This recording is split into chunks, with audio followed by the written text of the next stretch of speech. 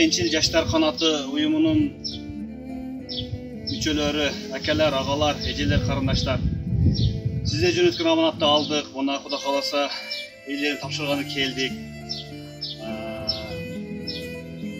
Куткадам балдар үйүнө Баткен областындагы Кадамжа району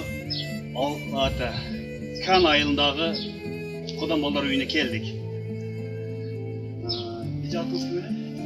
Жумагүл эжеге мына сиздер берген 10 миңди тапшырып атабыз.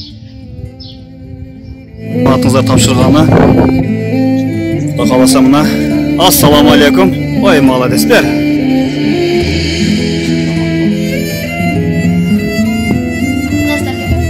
Келдик, ассаламу алейкум. Саламат.